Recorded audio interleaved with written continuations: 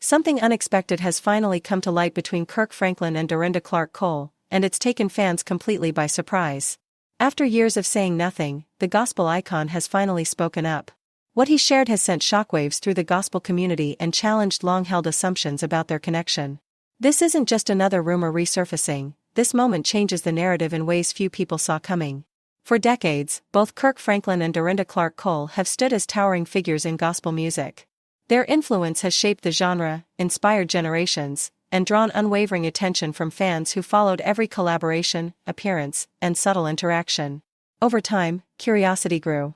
People watched closely, read between the lines, and quietly wondered what the public never fully saw. Now, at 55, Kirk has chosen this moment to respond, and the timing alone has left many stunned. In this video, we break down that long-anticipated response piece by piece. You'll hear what Kirk actually said, why it matters, and how it's reshaping the way people view his relationship with Dorinda. We'll unpack the fan reactions, revisit the speculation that never quite faded, and trace the key moments that led up to this unexpected revelation. By the end, you won't just know the headlines, you'll understand the full context behind them. From facts and history to emotional nuance, the bigger picture finally comes into focus. So if you've ever questioned what truly exists between Kirk Franklin and Dorinda Clark Cole, stay with us, because the reality is far more powerful than anyone anticipated. To grasp why Kirk's words carry so much weight, we have to rewind the story by several decades. Both artists have long been cornerstones of gospel music. Kirk emerged as a visionary, reshaping contemporary gospel with bold sounds and fearless creativity. Dorinda, on the other hand, earned her place as a vocal force, known for performances that didn't just entertain but stirred something deep and spiritual. Their journeys crossed repeatedly, on stages, at award ceremonies, and through shared musical moments. Audiences couldn't help but notice the undeniable connection when they performed together.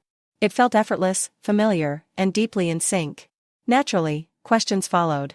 Were they simply respected peers, or was there a deeper bond beneath the surface?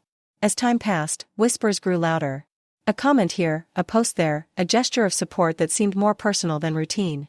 Nothing was ever openly confirmed, yet nothing truly disappeared either. The mystery lingered, keeping fans watching and conversations alive. Some of the most memorable moments came during live performances. People still talk about the energy in the room when Kirk introduced Dorinda, his praise unusually heartfelt, his tone unmistakably warm. Each standing ovation only fueled the curiosity further, leaving audiences wondering where professional admiration ended and something more might begin. And now, after all these years, the silence has finally been broken. Behind closed doors, whispers only grew louder. Industry insiders quietly pointed to late-night studio hours, collaborative writing sessions, and private conversations that seemed to stretch far beyond ordinary professional exchanges. For years, the same question lingered unanswered: was this simply the result of a powerful creative partnership, or did it suggest a deeper connection no one was willing to name? Just as the story appeared to fade into distant memory, recent developments pulled it sharply back into the spotlight. Kirk Franklin's decision to finally speak wasn't offhand or dismissive. His statement addressing Dorinda Clark Cole was deliberate, thoughtful, and unmistakably intentional. It acknowledged the past, the speculation, and the persistent curiosity from fans, all in one moment. But what he chose to say, and why he chose now, is where the narrative takes an unexpected turn. And that's exactly what we're unpacking next. After decades of unanswered questions, Kirk broke his silence in a way that sent ripples through the gospel world.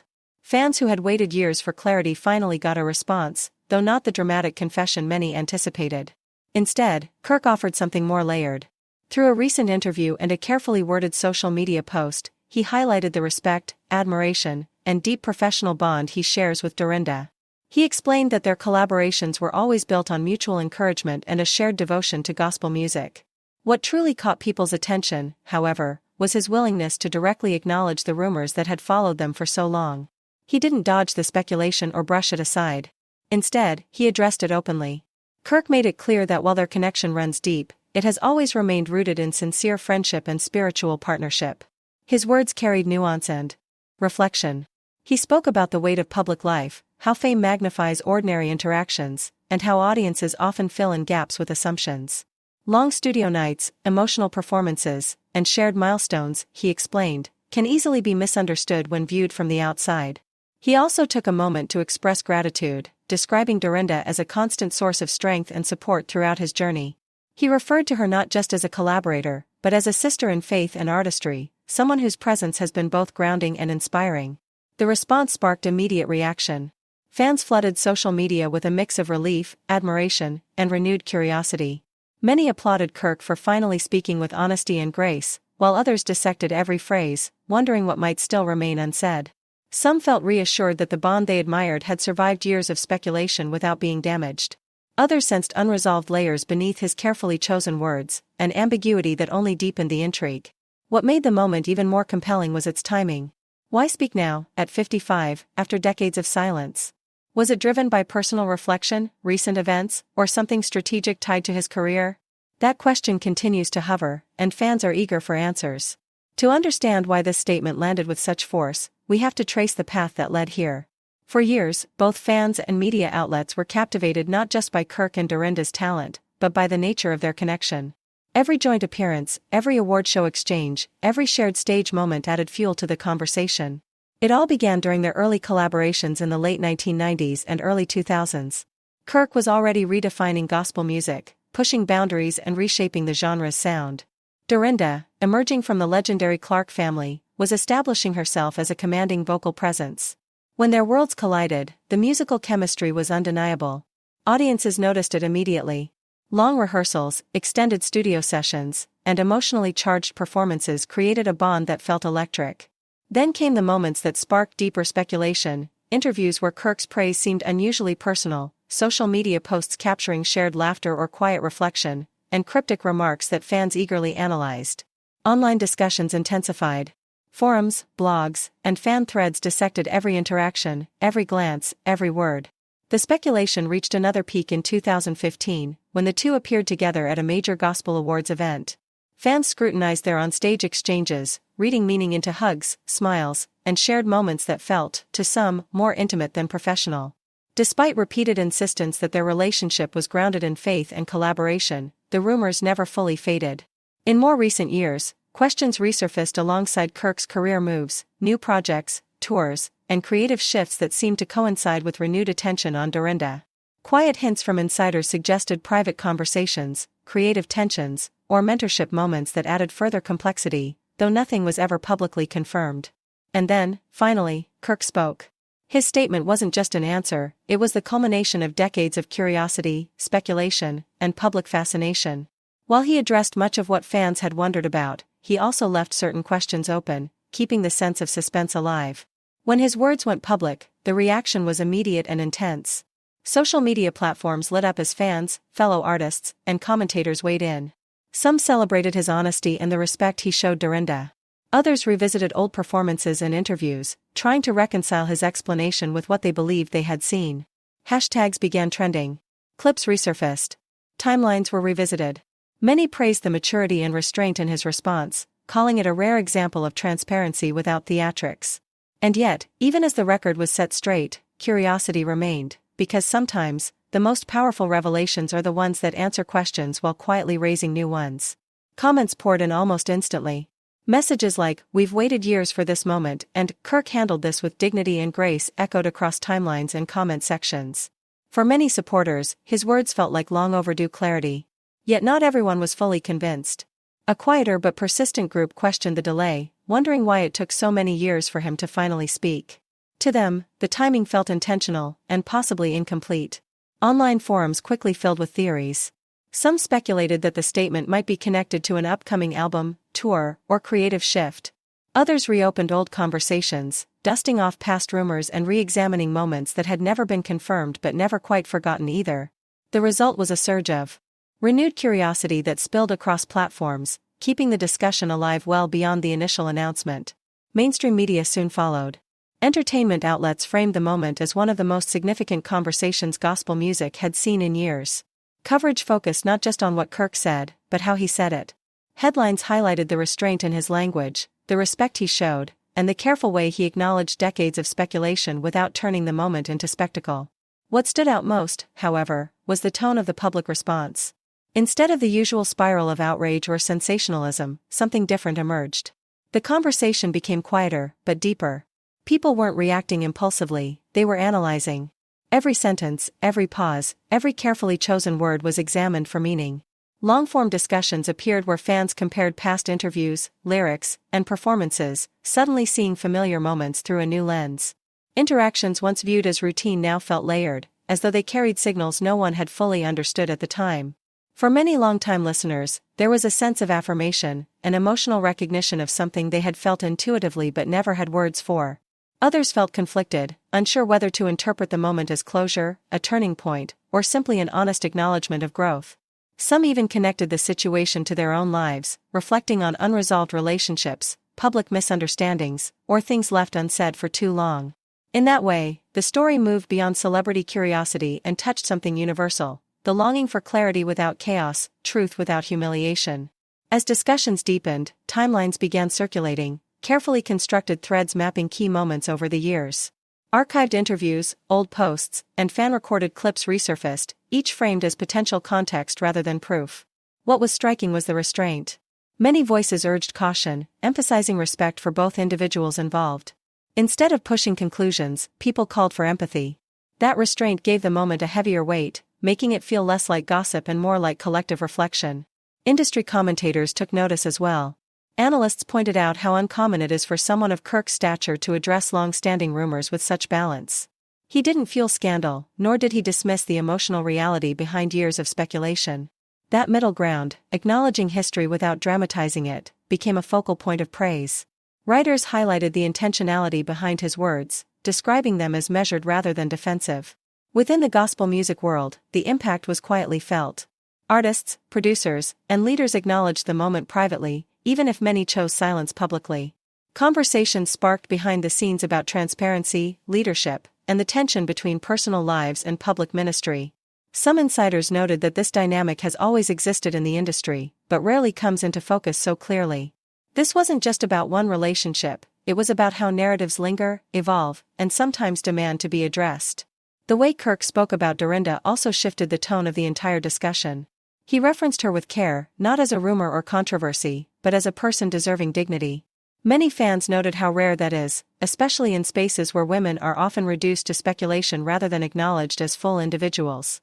That choice alone prompted renewed curiosity about her perspective and how years of attention may have shaped her own experience. At the same time, there was an emerging respect for boundaries. While curiosity remained strong, more voices began reminding others that not every story is meant to be fully unpacked in public. The tension between wanting answers and honoring silence became part of the conversation itself. Interestingly, what wasn't said began to feel just as meaningful as what was. Unlike most viral moments, the discussion didn't burn out quickly. It evolved. Initial reactions gave way to introspection, spiritual reflections, and broader lessons. Some saw the moment as an example of grace under pressure. Others framed it as a lesson in patience and timing. Even sermons and blog posts began referencing the power of speaking truth without causing harm. The timing continued to fascinate observers. Whether deliberate or coincidental, it felt symbolic. Some believed it marked a personal turning point, a clearing of emotional space before something new. Others felt it was simply the natural result of years accumulating until silence no longer felt right. Either way, the moment became a reflection of how past and present collide when stories remain unresolved. International audiences added their voices as well, bringing cultural perspectives that deepened the conversation. Some focused on reconciliation, others on accountability. Yet across regions and viewpoints, there was shared recognition of how heavy words can be when spoken after years of quiet. Perhaps most striking was what didn't happen. There were no explosive rebuttals, no public feuds, no dramatic fallout. Instead, there was space. Space to reflect, reinterpret, and sit with complexity. That absence of chaos allowed the moment to linger, not as scandal, but as something quietly significant. In the weeks that followed, references continued to surface subtly. Old lyrics were quoted with new meaning. Interviews touched on growth and maturity. Fans shared stories about releasing narratives that no longer served them. The statement itself became a touchstone, not because of what it exposed, but because of how it modeled restraint, respect, and emotional honesty. In a media landscape often driven by exaggeration, this moment stood apart. It offered a glimpse of what public discourse can look like when curiosity is balanced with empathy, and speculation is tempered by humanity. And in that sense, its impact extended far beyond the story itself. In the end, the moment didn't settle into public memory as a bombshell revelation, but as a quiet, meaningful pause. It served as a reminder that behind every long-standing rumor lies a real history, one shaped by real people, real decisions, and real consequences. It highlighted an often overlooked truth: clarity doesn't always arrive as a neat conclusion, and sometimes the most powerful statements are the ones that acknowledge complexity without trying to reduce it. While the conversation will eventually soften, as all public discussions do, its influence lingers in subtle but lasting ways. It has shifted how some fans listen to the music, how they reinterpret past moments, and how they think about responsibility in the spotlight. More than anything, it left an impression of restraint and dignity, of choosing words with care, honoring the past without exploiting it, and allowing truth to exist without turning it into spectacle. What began as years of speculation quietly transformed into something deeper. It became a shared moment of reflection, a reminder that not every story needs full resolution to hold meaning, and that sometimes speaking, carefully, respectfully, and intentionally, is enough to reshape a narrative entirely. Conversations with gospel insiders added further depth to the moment, suggesting that a single public statement, when delivered with honesty and restraint, can ripple far beyond its original purpose. In a genre as spiritually rooted and emotionally intimate as gospel, where artists often serve as moral and cultural reference points, words carry extraordinary weight. Insiders noted that moments like this can subtly influence how collaboration is approached, not only by those directly involved, but also by the many artists watching from the margins. Younger musicians, in particular, are known to study such moments closely, learning how to balance visibility with privacy, how to honor relationships without letting narratives spiral, and how to respond when curiosity threatens to overshadow calling. What stood out most was the restraint itself. Rather than feeding speculation or leaning into drama, the response gently redirected attention back to music, faith, and mutual respect.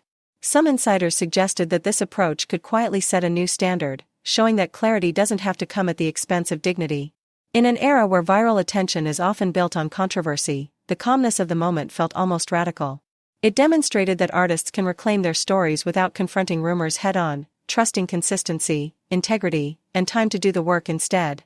Interestingly, the statement didn't silence conversation, it transformed it.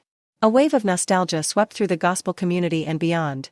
Fans began revisiting old performances, not with suspicion, but with renewed appreciation.